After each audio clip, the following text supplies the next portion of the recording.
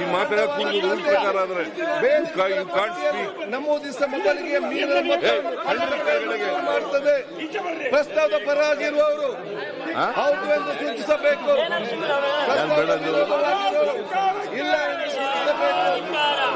ಹೌದನೇ ಪರವಾಗಿದೆ ಎಂದು ಭಾವಿಸುತ್ತೇನೆ. ಪ್ರಸ್ತಾವ ಹೌದನೇ ಪರವಾಗಿದೆ. ಪ್ರಸ್ತಾವ ಯಾಕೆ ಕೆಳಗಡೆ ಇಳಿಸ್ರಿ. ಸರ್ಕಾರಕ್ಕೆ ಸರ್ಕಾರಕ್ಕೆ ಕುಮ್ಮಕ್ಕು ನೀಡುತ್ತಿರುವ ಸರ್ಕಾರ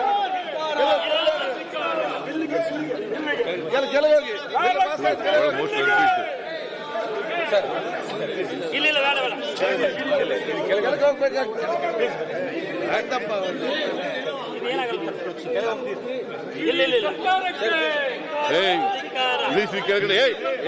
ಕೆಳಗಡೆಗೆ ಈಗ ಎಲ್ಲ ತಿಳಿಸ್ಕೋಬೇಕಾ?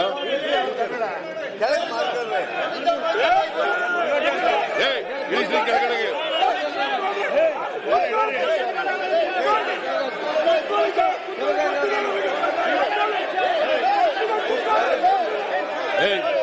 ಇಳಿಸ್ರಿ ಒಂದು ಕೆಳಗಡೆಗೆ. ಇಳಿಸ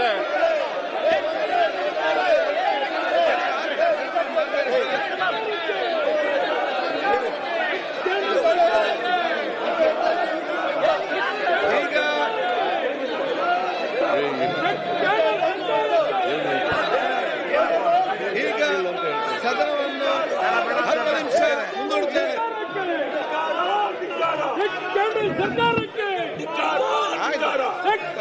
ಸರ್ಕಾರಕ್ಕೆ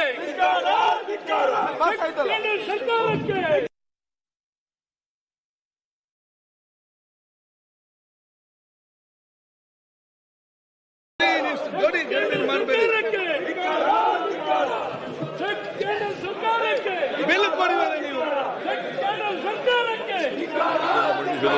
ಅನುಮತಿ ಕೋರುತ್ತೇನೆ. ಪ್ರಸ್ತಾವ ಮಂಡಿಸಲಾಯಿತು.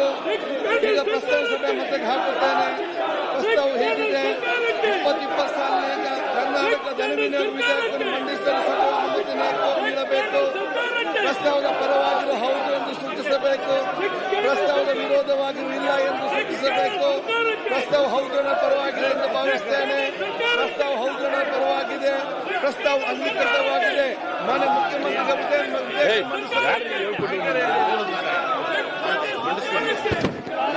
ವಿಧೇಯಕವನ್ನು ಮಂಡಿಸುತ್ತಿದ್ದೇನೆ.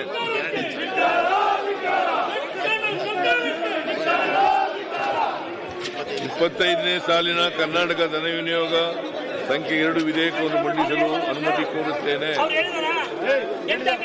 ಪ್ರಸ್ತಾವ ಮಂಡಿಸಲಾಯಿತು. ಈಗ ಪ್ರಸ್ತಾವ ಸಭೆ ಮತ್ತೆ ಹಾಕುತ್ತೇನೆ. ಪ್ರಸ್ತಾವ ಹೀಗಿದೆ: 2020 ಸಾಲಿನ ಕರ್ನಾಟಕ ಧನ ವಿನಿಯೋಗ ಜನ ನೋಡ್ತಾ ಇದ್ದಾರೆ. ನಿಮಗೆ ಮಂಡಿಸಲು ಸಭೆ ಅನುಮತಿ ನೀಡಬೇಕು.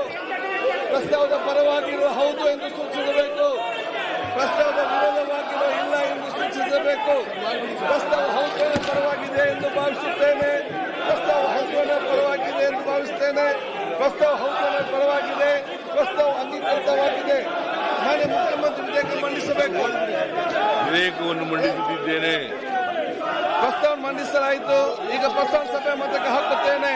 ಪ್ರಸ್ತಾವ ಹೀಗಿದೆ: 2020 ಸಾಲಿನ ಕರ್ನಾಟಕ ಮಂತ್ರಿಗಳ ಸಂಬಳ ಮತ್ತು ಭತ್ಯೆಗಳ ತಿದ್ದುಪಡಿ ವಿಧೇಯಕ ಮಂಡಿಸಲು ಸಭೆ ಅನುಮತಿ ನೀಡಬೇಕು. ಪ್ರಸ್ತಾವದ ಪರವಾಗಿರುವ ಹೌದು ಎಂದು ಸೂಚಿಸಬೇಕು. ಪ್ರಸ್ತಾವದ ವಿರುದ್ಧವಾಗಿ ಇಲ್ಲ ಎಂದು ಸೂಚಿಸಬೇಕು. ಪ್ರಸ್ತಾವ ಹೌದನ ಪರವಾಗಿದೆ ಎಂದು ಭಾವಿಸುತ್ತೇನೆ. ಪ್ರಸ್ತಾವ ಹೌದನ ಪರವಾಗಿದೆ.